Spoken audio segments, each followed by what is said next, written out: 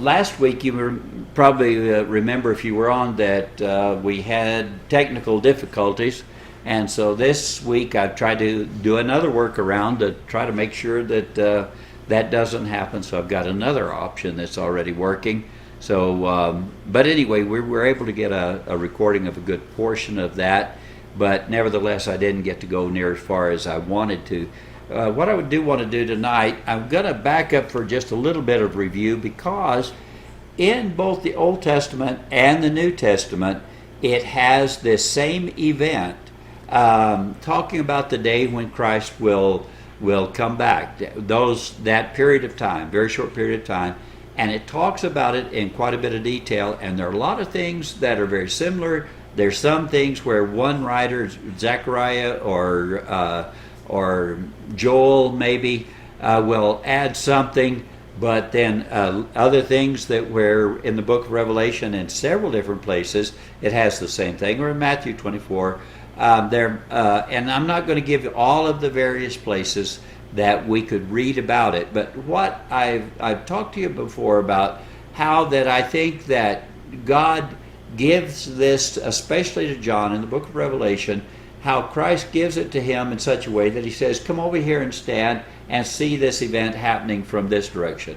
And he'll watch that. And so one time it's from heaven, the next time it's from the earth, one time it's on one side, one time it's on another, and he sees it from various perspectives. And so we have witnesses, but tonight I'm going to bring in some other witnesses as well. So I'm going to bring in the witnesses of John from the book of Revelation, but also others as well. Now let's remember where we are at this point. So I'm going to jump back just a little ways on that, but we will remember that just up above in verses 15 and above, that we saw Christ as he is coming back riding on a white horse and his armies behind him of the redeemed saints riding on white horses. They are witnesses of what he's preparing to do.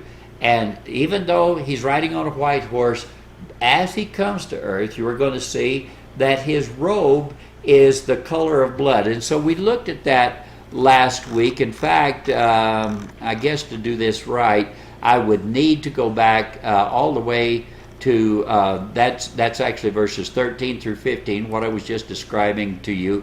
And then we see when we get into verse 15, he said, he treads the winepress of the fierce wrath of God the Almighty. Now you will see that metaphor, that analogy, is used in many of the passages where it talks about him treading out the winepress of the fierce wrath of God. So one way or the other, talking about treading out the winepress, the place that is the most, maybe the most significant and has the most detail about it is in Isaiah chapter 63. We looked at that beginning with verse 1, and how that, who is this that comes with basically with red garments? And he says, it is I, mighty to save. And he said, why is your apparel red and your garments like one who treads out the winepress? And so he speaks back to him saying, I trod them down in my anger and my wrath, and their lifeblood was sprinkled on my garments. I stained all my raiment.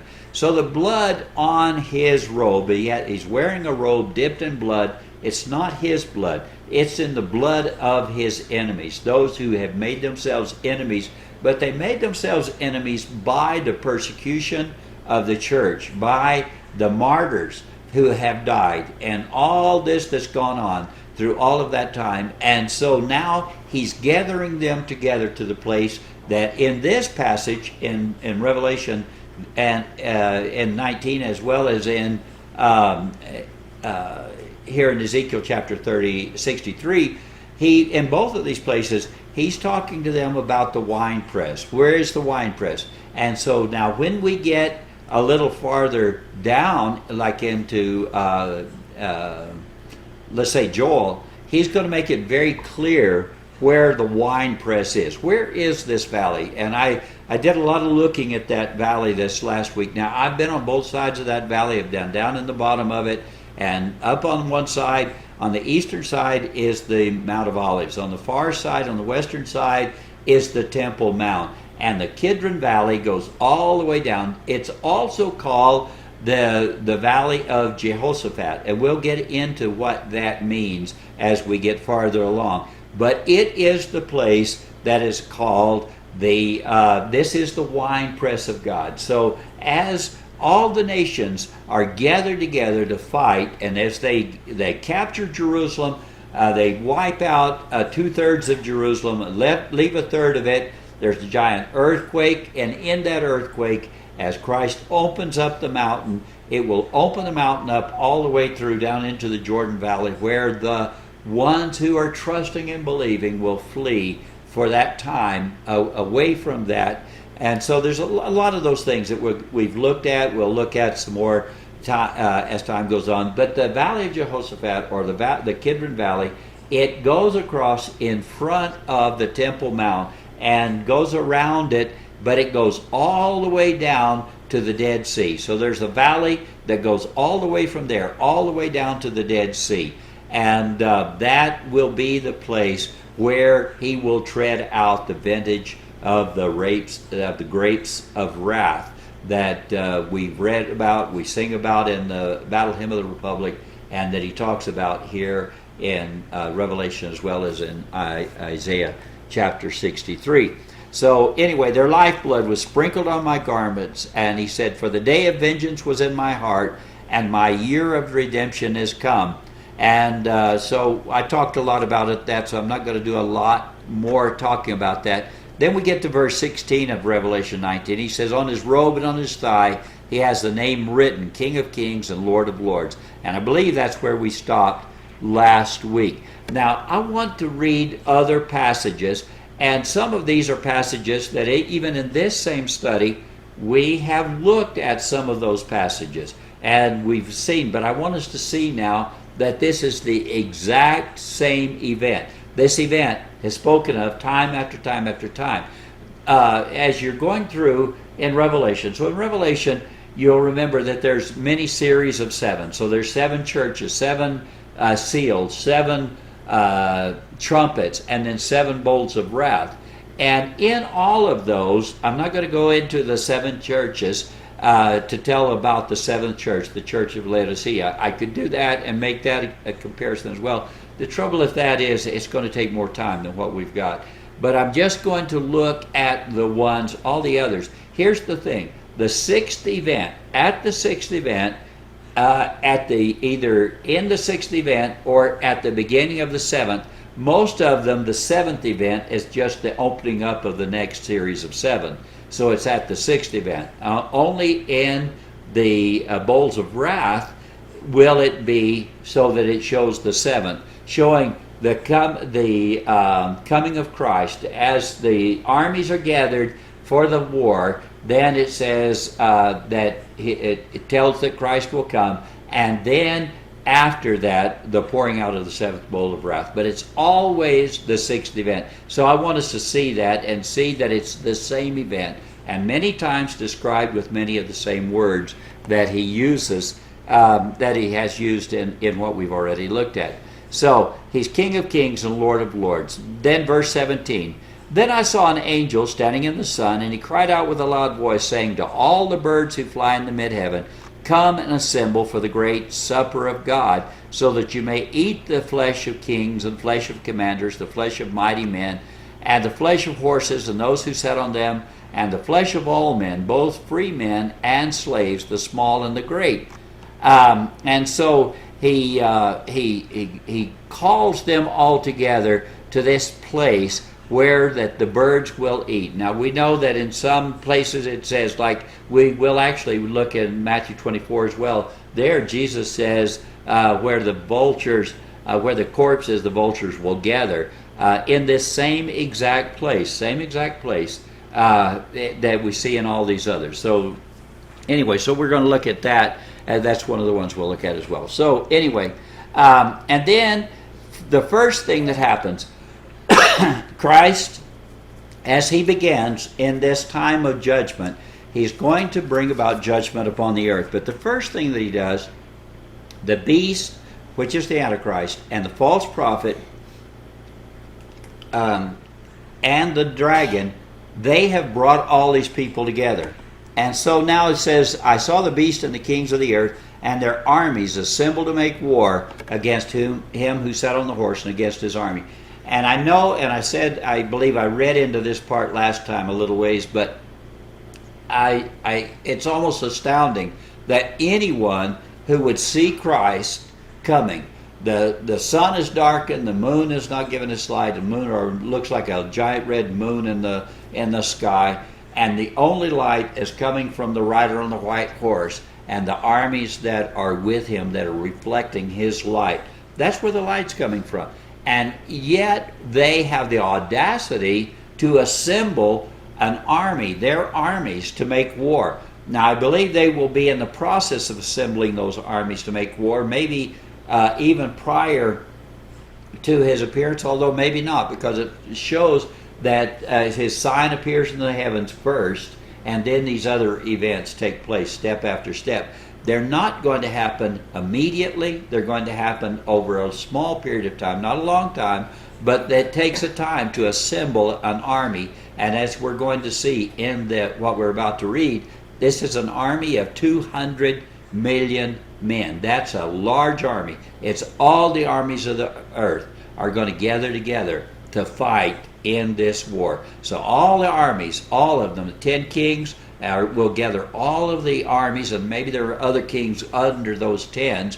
They may be regional kings, and there will be other maybe, but they will all gather their armies to this place to fight, and they're going to gather them to the east of the Euphrates River as they're preparing for this war. It's at that time, the first thing that Christ does was he seizes the beast, the Antichrist, and the false prophet who performed the signs of his presence, and so he cast them. These two are thrown alive, it says, into the lake which burns with brimstone. And so you would think, wow, that ought to convince anyone, but that's just the beginning. Those two are cast alive into the fire, and then the rest were killed with the sword which came from his mouth. That means with his command. So he's going to give the command. The birds are filled with their flesh. And so I read all of that down to here last week. So that's where really we're going to go farther now from that. So again, this is the second time it talks about the birds were gathered together. Now here it says the birds were filled with their flesh. But this is the way he has it in Zechariah chapter 14. Now in chapter 12 of Zechariah, you may remember, you can see the first introduction of the Antichrist in Zechariah in chapter 11. Toward the end of it, he's called the foolish shepherd in chapter 11. Then you get into chapter 12 and you see all the nations gather, not all the nations, but a united nation effort led by Russia, Turkey, and Iran against Israel. And I suspect that the reason you're going to see fairly soon will be that probably Israel is probably going to attack Iran. I'm guessing that they are going to. Why? Because Iran's developed a nuclear weapon. They claim that and they haven't assembled it yet, but that they have all the technology. They have the weapons-grade uranium, plutonium, and all of that stuff, and they're ready to do that. That's an existential threat to Israel because they've said that the first bomb that they build will be to blow up Israel. Well, Israel is such a narrow country and such a small country that one nuclear weapon can do more damage to a country like that than it would be to a larger country. In other words, a large country, if they hit, let's say they hit Los Angeles, or they hit New York City, or even they hit Houston, we would absorb that. The nation, the United States of America could absorb that. It would be a bad thing and all of that, but we could absorb it. But if they hit Tel Aviv or they hit Haifa, Israel is going to would find that's existential threat. They would no longer exist as a nation if that happened to them. That's the thought. That's the idea.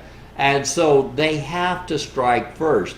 But the world is not going to buy that. And the way that they've hardened the sites in Iran, probably Israel is going to use tactical nukes. They may use strategic nukes, but they probably will at the very least use tactical nukes to take out that capability.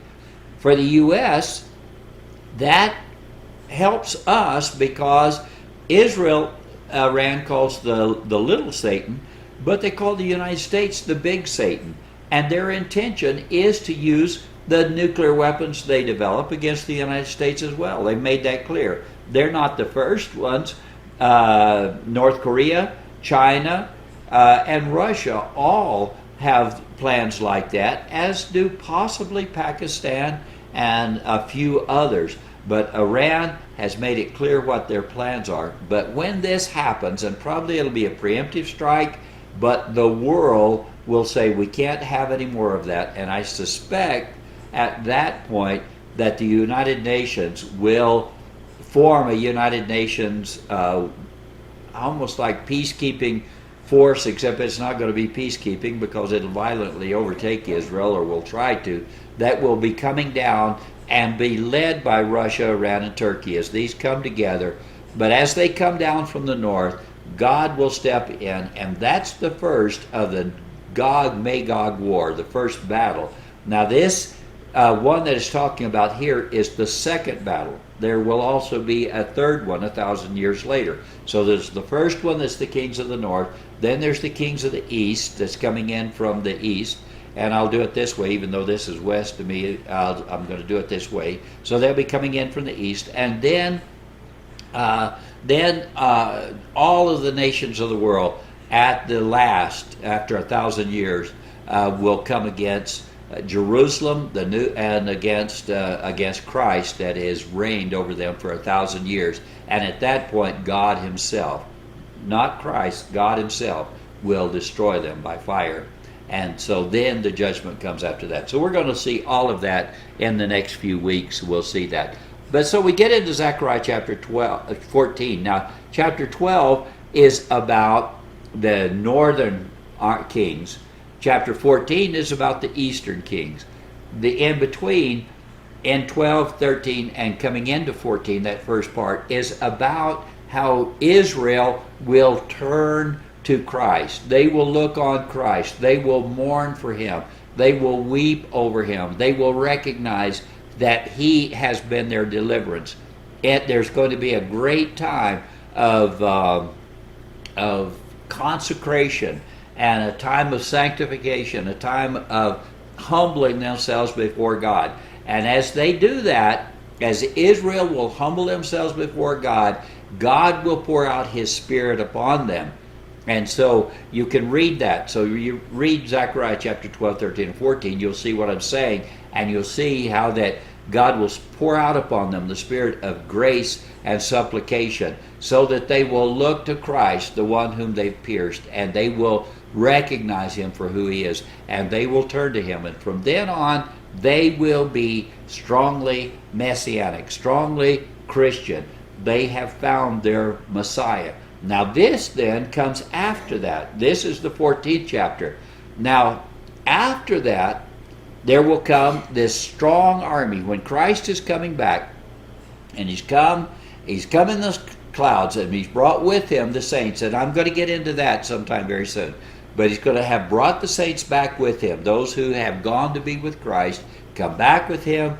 They are now in their resurrected bodies. They go to meet Christ in the air, and the ones that are alive and remain will be changed in a moment, in the twinkling of an eye, and they will be caught up together with them, and they'll go to be with Christ in the air for the marriage supper of the Lamb.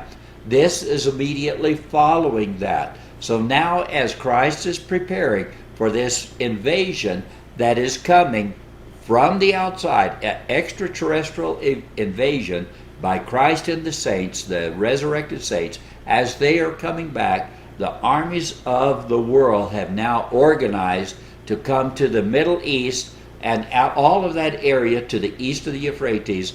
They will gather there, 200 million men. He said, I heard the number of them. I know a lot of people say, well, it probably is not really 200 million, because how could there be that many? But he said, but I heard the number of them, as we're going to see in one of the passages we'll be looking at.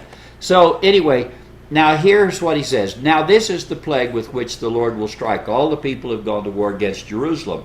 Their flesh will rot while they stand on their feet, and their eyes will rot in their sockets, and their tongue will rot in their mouths. So while they're still standing, now there are weapons presently. A neutron bomb can melt the flesh off of a person before their bones fall. In other words, while their bones still falling, a flash of neutrons will flash through them and will cook them to the extent that all the flesh will be cooked off of them. However, there's something different about this.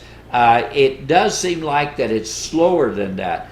As Christ comes, though, the very glory of Christ, as he comes against this army, as he's coming toward them, as he's coming upon them, and when it talks about he treads out the winepress of God, the very presence of Christ as he comes to them will begin to melt their eyes and their tongues and their even their flesh. Their flesh will rot while they're still standing on their feet. And so that's what he's describing here. And I think it will be very much like neutron radiation would do. Like a neutron bomb. It will be because of the radiation from Christ himself, the very power of his presence and of his glow will do that. For those that are not killed in that way, those that are at a distance, there will be a group killed. But as this is going on, a great panic then will occur among all the others in verse 13. And it come about on that day, a great panic from the Lord will fall on them, and they will seize one another's hand, and one will be lifted against the hand of the other. Now this is very similar to what happens with the kings in the breaking of the second seal, the kings from the north. However, there it seems to be that their fight is probably more, I believe, because half of them are theists and half of them are atheists, or half of them are Islamic and the other half they're either or either atheist or Christian, one or the other. Some people believe that the ones out of Russia will be Christians. I really don't believe that, although they may claim to be Christians, but they will be doing a very unchristian act. Either way, that is two different groups that will fight against each other there on that. And there are some similarities, many similarities in it, and yet I believe this to be the second one of those, the kings of the east, because of where it falls, especially in the prophecy in Zechariah. Now we've seen this same event from several different places as we've gone through this study. And so one of those places was Revelation chapter 19, verse 13. And again, remember that it's the sixth event. Now the second event is the rider on the red horse and the kings of the north. That is the second event. This is the sixth event. So this is the last event before the coming of Christ. And the coming of Christ separates the sixth and seventh and the bowls of wrath, because the coming of Christ, the last place we see him talk about coming as a thief, is in that passage. Now this first one that we're looking at here is Revelation chapter 9, verse 13. The sixth angel sounded. Now this is the sixth trumpet. So you'll remember, when does Christ come, or when is the resurrection of the dead? I should put it this way. That in several of the places it talks about that the last trumpet will sound. What is the last trumpet? It's the seventh trumpet. So the sixth trumpet sounds. This is this event. The seventh trumpet, when it sounds, that's when the dead in Christ are changed, are resurrected, and those that are alive and remain will be changed in that moment, the twinkling of an eye. It's one of the events. That's the seventh trumpet. This is the sixth trumpet. The sixth angel sounded, and I heard a voice from the four horns of the golden altar, which is before God, one saying to the sixth angel who had the trumpet, release the four angels who are bound at the great river Euphrates. So the great river Euphrates, like if you were trying to even bring the armies of China against the Middle East. The problem that you would have, that many men, you don't have enough trucks. You don't have enough transportation for them. They have to march. They have to come overland, some on horses and some in other ways, but they have to come overland. But how do you get them across the river? It becomes a natural barrier to them, and it always has been. And in days gone by, we've looked at that in more detail, and so we won't do very much with that tonight. But understand this, 4 angels are bound there, but these are the 4 angels that are going to destroy the mass of a large, I shouldn't say the mass, the large portion of humanity, more than's ever been destroyed up till that time. These angels who are bound there. So it said, release those 4 angels that are bound there. The 4 angels who had been prepared for the hour and day and month and year. We need to realize that even right now there are those 4 angels who are prepared for the time that's coming, for a specific hour, day, month, and year. It's on God's calendar. They don't know when it is, but they know that the hour is coming, and they've got to be ready at that time, and they are prepared. They have been prepared for that, and they are released to do what? So that they could kill, they would kill a third of mankind. Now you know that the Antichrist kingdom will kill a fourth of humanity. So a fourth of the humans that at the beginning of the tribulation, if we're at the beginning of that, let's say this time of great sorrows, this time of the falling away, this time of that's going on right now of sorrows, as the twilight is closing on the day of salvation, and as we're getting closer to the night that is the beginning watches of the day of the Lord, as that is going on, we're getting closer and closer. Soon, this mass of the Antichrist, the Antichrist himself and the false prophet, they are going to take charge in the world, and a fourth of humanity will be killed by that. That's the most people that have died. You know, I mean, there have been large wars and world wars and lots of things, but nothing compared to what is about to take place. 1 in 4 people will die.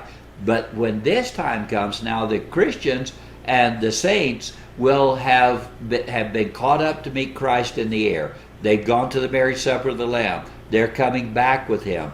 But these who are gathered together, who are prepared, now they are preparing this army and bringing them together, and they will kill a third of mankind. Of all those that are left, of the 3/4 that are left, a third of them will be killed by these 4 angels. Now, the number of the army of the horsemen was 200 million. I heard the number of them. And as I've read several commentaries about this, and most of them say it's not really 200 million. It can't be 200 million. And it just seems astounding that you could even think about it being 200 million. How could there even be such a thing? It's more believable and understandable today than it was when they were writing those commentaries, because of the way things have changed. But these will be 200 million. And in case you're asking, well, is it really 200 million? He said, I didn't count them, but I heard the number of them. That's not what he says, but you get that idea by the way he says it. The number of the horses, the army of the horsemen was 200 million. I heard the number of them. So you can argue with him. You can argue with me if you want to. That's all good too. But at the same time, if he heard the number, it makes it. There's nothing about this other than the fact that it's an astounding number. There's nothing about it otherwise that would make you think that this is that this is somehow not literal. That this is somehow figurative language. I don't see it at all. And if you do, well, you can help me with that at some other time. So that's the 6th trumpet. Now, then another place that we looked at was the the 7 bowls of wrath. Now, this is the one, and I was just talking about just a while ago, but he says to the 6th angel, the 6th angel poured out his bowl in the great river Euphrates. So it goes back, and that's just why I did it in the order that I did, is so that we could say those 4 angels that were bound at the great river Euphrates, when they come across, that's coming across to kill a third of mankind. That's the war that's going to kill a third of mankind. Is that what they're going to do? Now this angel pours out his bowl on the great river Euphrates. So it's going to tell how's that carried out. It says, release them. How do you release them? Here's how they're released. The river is dried up so that the kings can walk across. To get them across that river, and it's a big river, spoken of in Genesis all the way through. That river's always been. From the times before the flood all the way through it, that river has always been.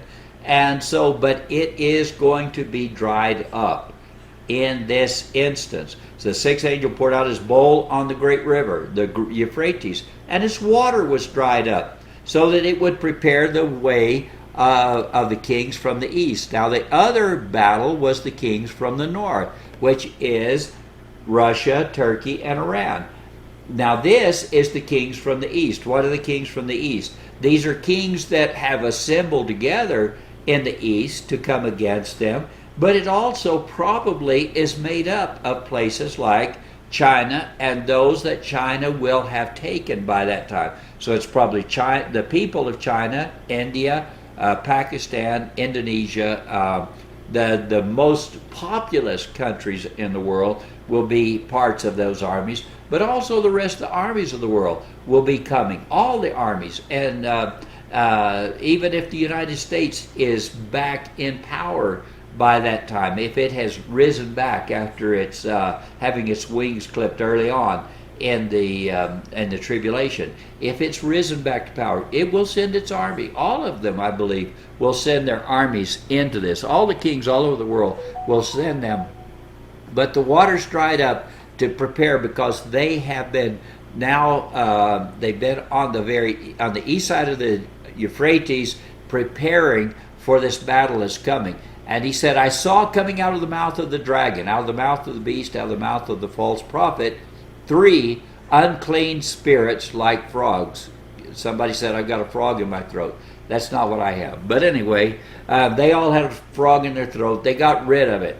And when they spit it out, it was demonic spirits, unclean spirits. But they'll go out into the entire world and bring everybody together in a united effort to bring about, to make sure that Christ cannot set up his kingdom in Jerusalem. And unless Christ can take Jerusalem, unless Christ can reign from there, unless then all of the rest of the prophecy is of no value at all, because God said it was going to happen. If God said it, that is the way it's going to happen. And it will seem like an impossibility that Christ could take that place, or that anything would be left of it for him to take. But it's only a cleansing that will that begins at that point. They are 3 unclean spirits like frogs, and they are spirits of demons performing signs, which go out to the kings of the whole world to gather them together for the war of the great day of God the Almighty. So they're gathering all the people together for this war at that point, gathering them together all over the world. And now how long a period of time does this take? I think this is going on, as this is going on, just right after this, not right then, but they will go out to do that as you see Christ. So the sign of the Son of Man appears in the sky.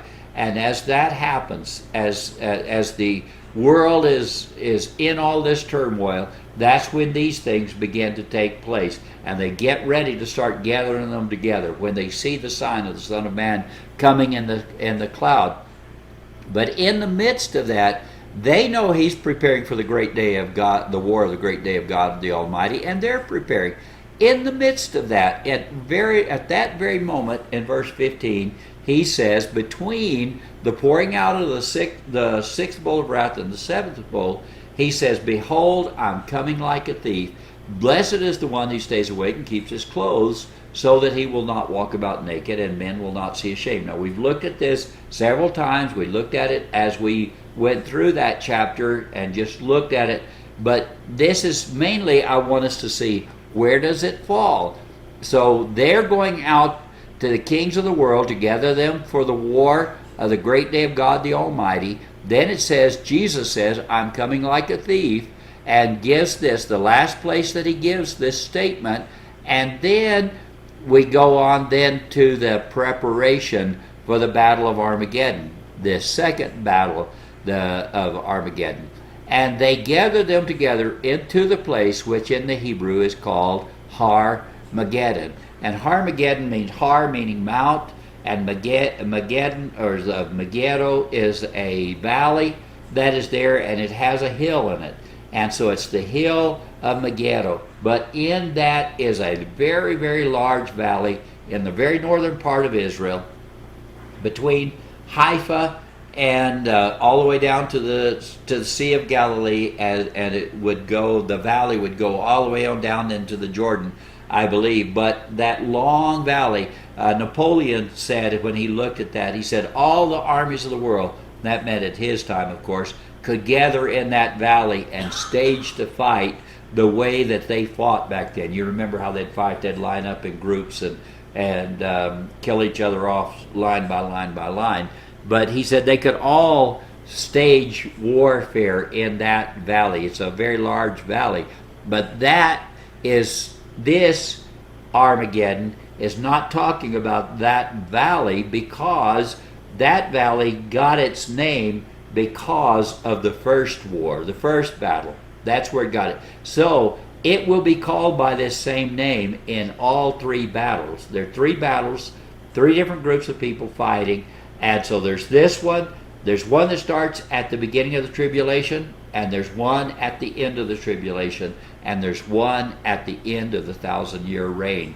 And there it's called the Battle of Gog and Magog again. But it's the all of them have as that is the Battle of Armageddon. But the Battle of Armageddon takes place over that entire 1,000 years. Three very large battles. So they'll gather them together for that place. And then it says, the seventh angel poured out his bowl upon the air, and a loud voice came out of the throne, saying, it is done. And so you'll remember, and we're going to see whether we get that far tonight or not, I doubt, but we're going to see that there is this, there will be the shout of Christ, or shout of God, a shout from the temple in heaven. There's going to be the shout of an archangel saying, it is done. This is what you hear here. There is going to be this command of Christ that changes. That is the command to change all that. And then the trumpet that sounds, the seventh angel that sounds his trumpet. And it says when at the last trumpet that the dead in Christ will rise first, and then those that are alive and remain will be changed and be caught up with them to meet him in the air. And so this is that shout of the seventh angel as he poured out his bowl upon the air. This loud voice came, and where did it come from? From the temple, out of the temple, from the throne. I'm assuming that this could very well, and probably very well should be, God the Father that is saying, it is finished, it is done. Now, I know that an archangel shouts, and I know that all that, but I think that it's only Christ who can say, only God the Father that can really say, it is done, it is complete. And because he is the only one that has held back his hand up until this point. So anyway, so in my thinking, I realize it could be the voice of Christ. I realize it could be the voice of an angel. But I believe it's probably the voice of God. And because of it says that's a loud voice came out of the temple from the throne. And who's on the throne? Of course, that's Christ. It's God the Father. And Christ has been at his right hand, although at this point he is now coming back. There were flashes of lightning and sounds and peals of thunder. And there was a great earthquake, such as there had not been since man came to be upon the earth. So great an earthquake was it.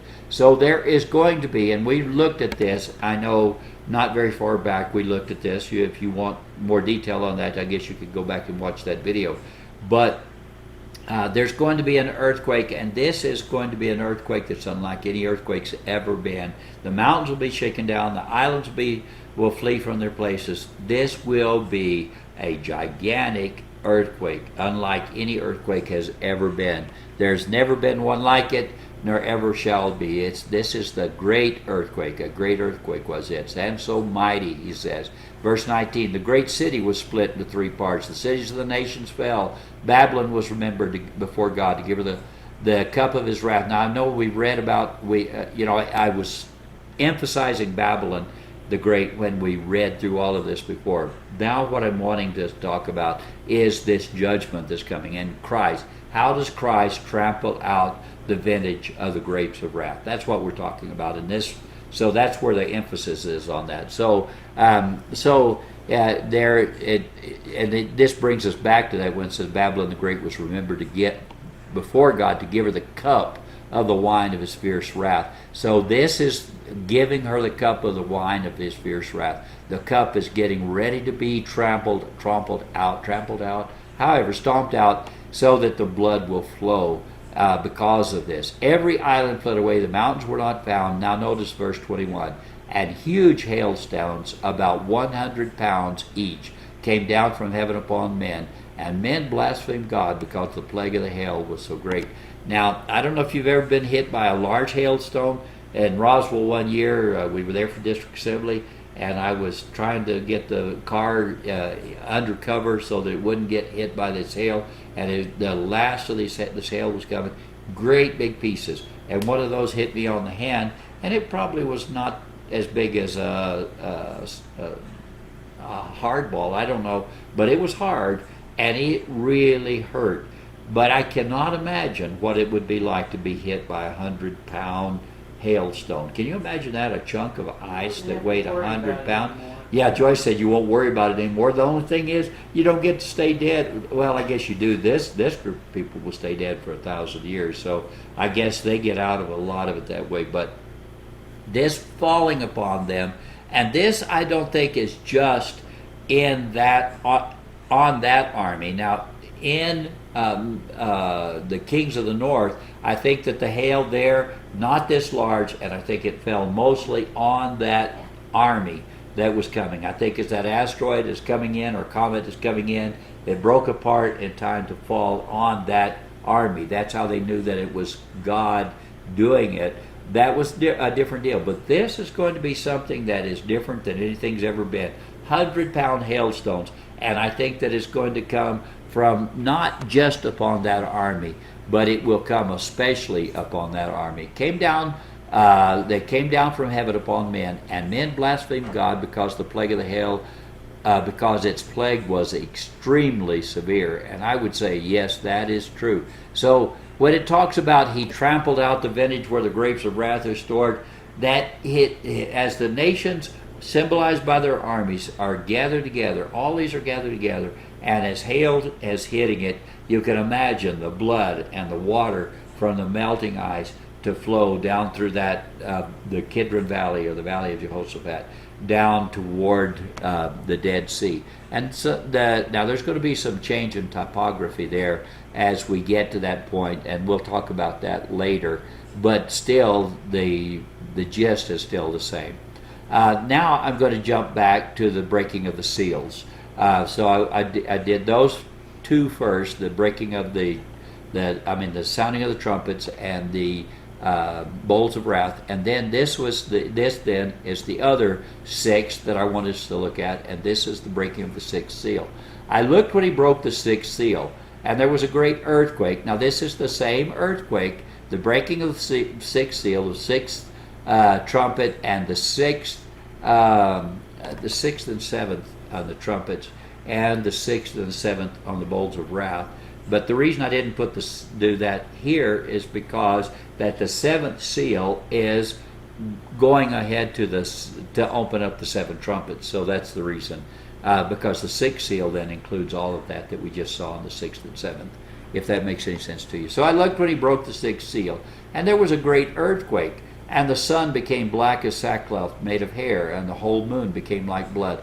So you can imagine, if you're looking in the sky, that when this seal is broken, the sixth seal, there's this great earthquake, the one we just read about, and the sun seems to disappear, and all you see in the sky in place of it is the giant red moon made of blood.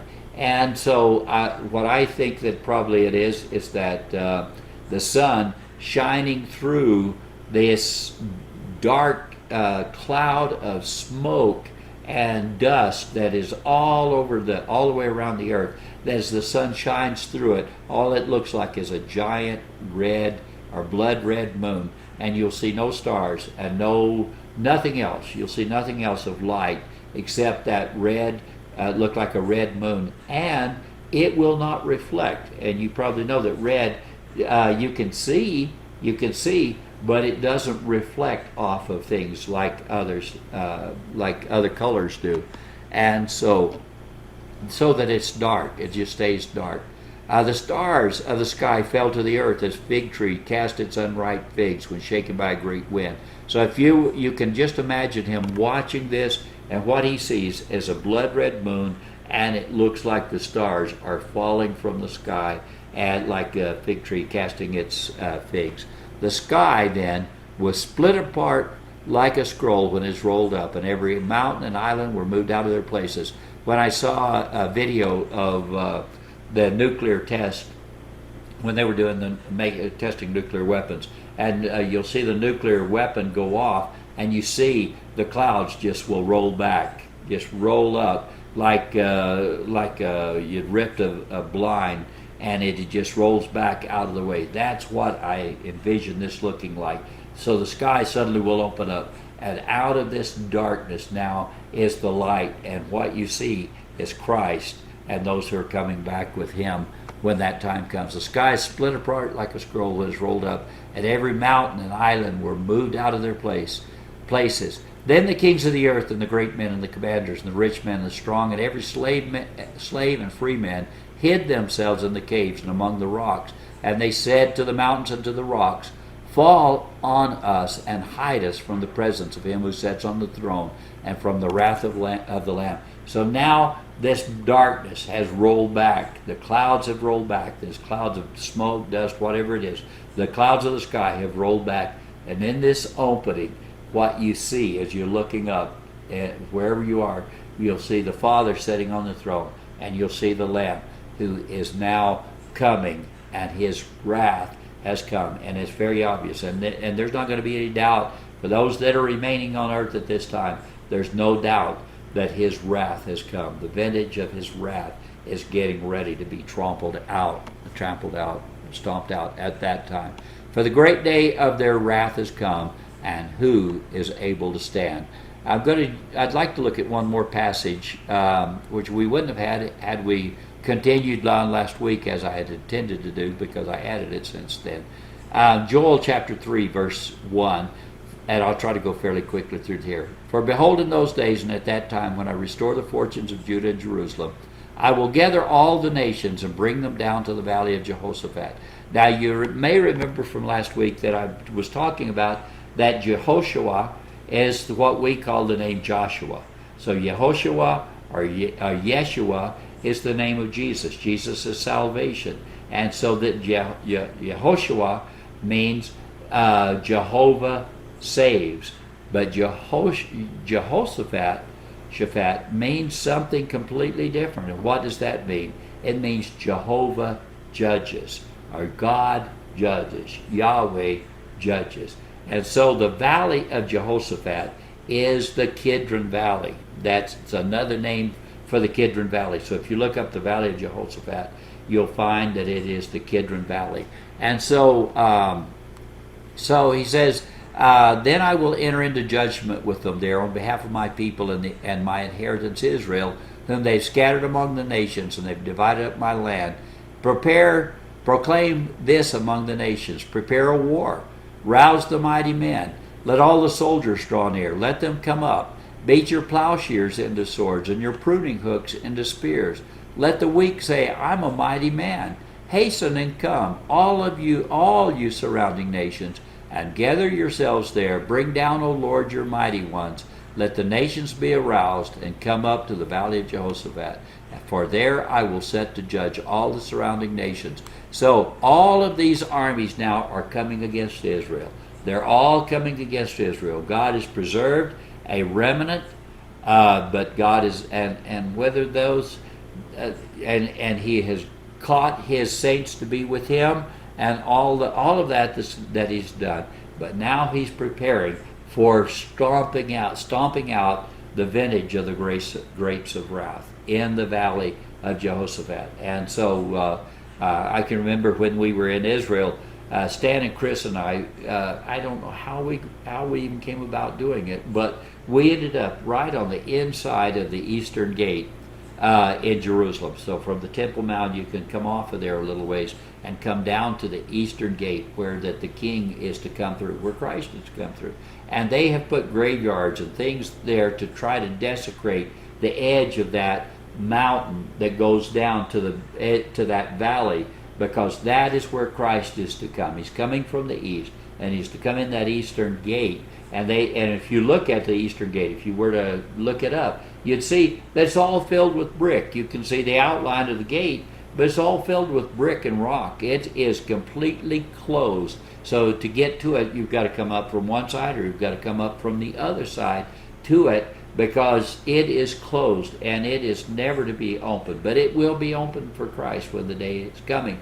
But from that, down into that valley, and down into that steep valley, and then up on the other side is the Mount of Olives. But down in that valley, that is the valley of Jehoshaphat. That is the Kidron Valley. And it is that deep valley. There's a graveyard there, a lot of different monuments in that graveyard. Absalom's monument, and all of that is actually still sitting there in that valley. But he's going to call all of them, and there God himself is going to judge. So he said, bring them down, let the nations be aroused, come to the valley of Jehoshaphat, for there I will set to judge all the surrounding nations. Then he puts this words, verse 13, put in the sickle, for the harvest is ripe. Come tread, for the winepress is full, the vats overflow, for their wickedness is great. And I sometimes read this verse and the next. I remember many years ago, I might have still been, I don't know if I was a teenager or maybe a young adult, when I heard Billy Graham preach on this passage, and multitudes in the valley of decision. And I've thought about it a lot of times, and I've thought about America today. Put in the sickle, for the harvest is ripe. I got to ask you a question. Do you think that the harvest could be much more ripe for the grapes of God's wrath? Could the winepress of God's wrath be any more full in America than it is today? When you think about the things that are going. He said the vats overflow. Why? For their wickedness is great. When their wickedness is great, it fills the bowls of God's wrath. And I can't help but think that surely the winepress of God has got to be full. It's got to be full, and it can't be long until it's going to be that is going to be pressed out.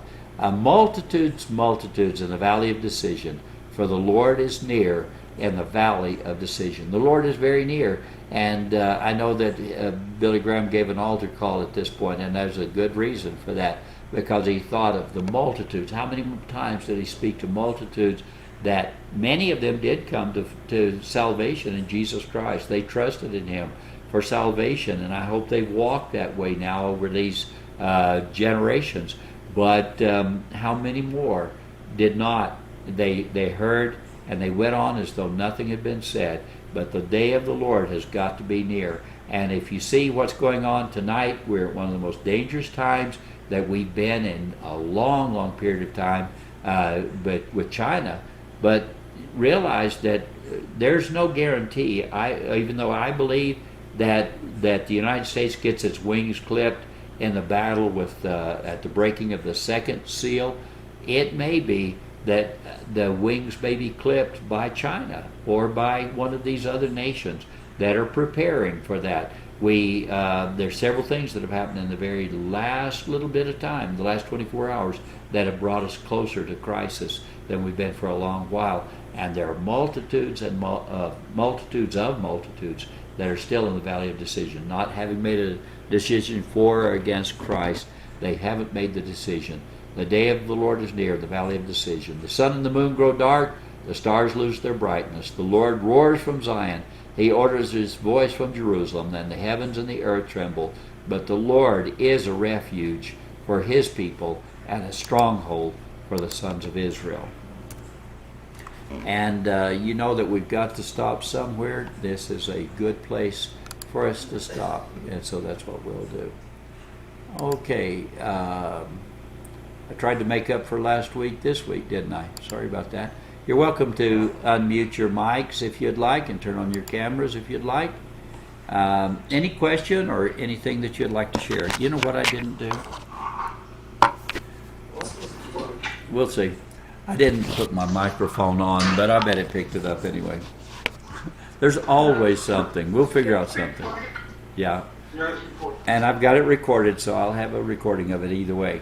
Yeah. All right. Any questions or anything? Okay. Pastor Charlotte, would you lead us in prayer as we close? Heavenly Father, we thank you for your word. We know your word is truth. Your word is something that we can wrap our arms around and hang on to. There's so much going on in this world that we cannot hang on to. We just need to let go and hang on to you. Lord, I pray as we go throughout this week, Father, that you will meet the needs of these people and that you'll open our eyes to the days that we live in. In Jesus' name we pray. Amen. Amen. Amen. God bless you, and we'll see you next week then, okay? Okay.